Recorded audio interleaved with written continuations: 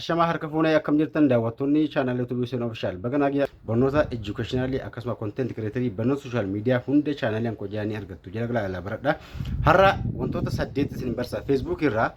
karaalee view baay'ee argachuu dandeessan video isin Facebook irra post gootan namoota hedduu bira akka ga'u wantoota sirreeffachuu qabdanuun isinima video kana keessatti kan isinima follow gochuu namoonni follow godhin video yeroo geeffatan like xiqqoo naggeeffadha akkasuma godina keessatti share godha video kun nama hedduu waan fayyaduuf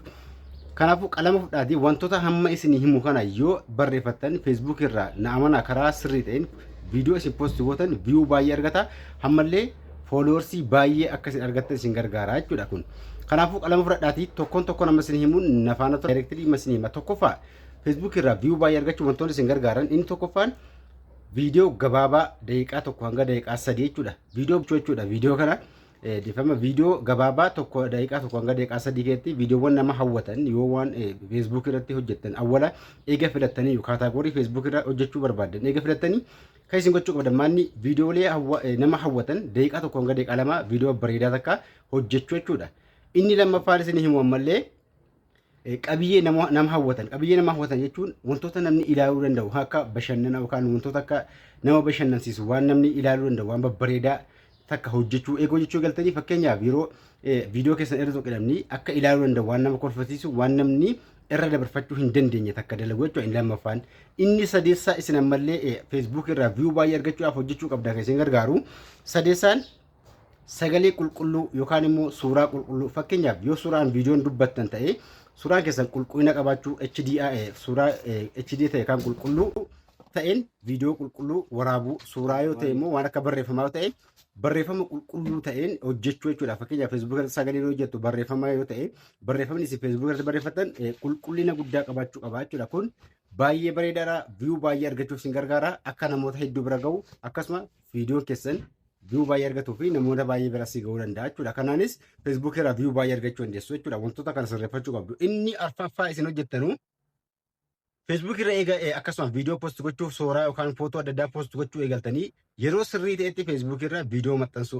yeroo sirrii ta'e yeroo hin jiru maal jechuudha fakkeenyaaf post gochuu jechuun fakkeenyaaf yeroo namni online irra jiru fakkeenyaaf galgala sa'a tokko qabee hanga sa'aatii 3 hanga sa'aatii 4 hanga sa'a 5 online irratti baay'ee namoota baay'eetu argama jechuudha yeroo akkasii keessa viidiyoo post gochuu viidiyoo Facebook irra maxxansa sana sa'aatii fakkeenyaaf 10 takka qabee galgala sa'aatii 10 takka 12 qabee hanga sa'a 5 jechuudha keerra online irratti namoota baay'eetu argama jechuudha sa'a sana sa'aatii sana viidiyoo yookaan waan barbaadan sana post gochuu jechuudha view baay'ee argachuuf inni kabraa torbii keessaa sa'aatii kamiiti sanbataa fi akkasuma dilbata yeroo baay'ee online namni ni jiraata sanbataa fi dilbata jechuudha yoo barbaadan sanbataa fi dilbata yeroo hunda viidiyoo Facebook afaan view baay'ee argachuudhaaf yeroo post gootan keessatti hashtagii vaaraalii qabu namoota baay'ee bira ga'u takka hashtagii fayyadamu hashtagii jechuun fakkeenyaaf funyee viidiyoo jettan fakkeenyaaf hashtagii Facebook irratti hashtagii ittanii kaatanii funyee viidiyoo jettan view baay'ee argachuu dandeessu jechuudha.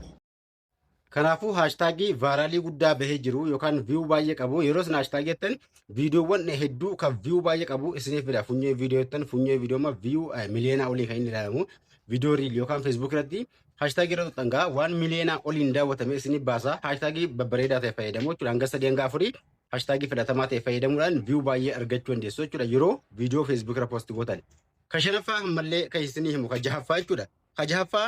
Gruppii yoo danda'an gruppii adda addaa irratti Facebook page yoo qabaattan baay'ee barbaachisaadha. Page Facebook irratti yookaan immoo gruppii adda addaa irratti share gochuuf viidiyoo hojjettan sana. Kanaanis view baay'ee argachuu dandeessu followers isin argamsiisa jechuudha. Inni torbaffaan viidiyoo yoo eega post gochuu eegaltanii yeroo hunda post gochuu viidiyoo eega Facebook irra maxxansuu eegaltanii view baay'ee argachuuf addaan hin kuttanu hanga ji'a 2-3 yeroo hunda viidiyoo post gochuu jechuudha. Galgala yeroo hunda viidiyoo Facebook irra post gootan sana eega yeroo Facebook irra post gootan view baay'ee argachuu dandeessu follow hedduu isin argamsiisa jechuudha. Kabraa inni 8ffaan macarashaa isin himu namoota Facebook keessan follow godhanii isin hordofanii comment isin barreessan gaafii gaafachuu akkasuma gaafii namaaf deebisuu yoo barumsa ta'e barnoota irratti maal isin hojjedhu maal waan akkana isin dalagu jettanii gaafii gaafachuu gaafii namoota comment isin godhe deebisuu fi yoon isin gaafate jechuudha. Kabraa namaan maal isin hojjedhu nama gargaaru comment nama akkasuma akka namni isin jajjabeessu comment irratti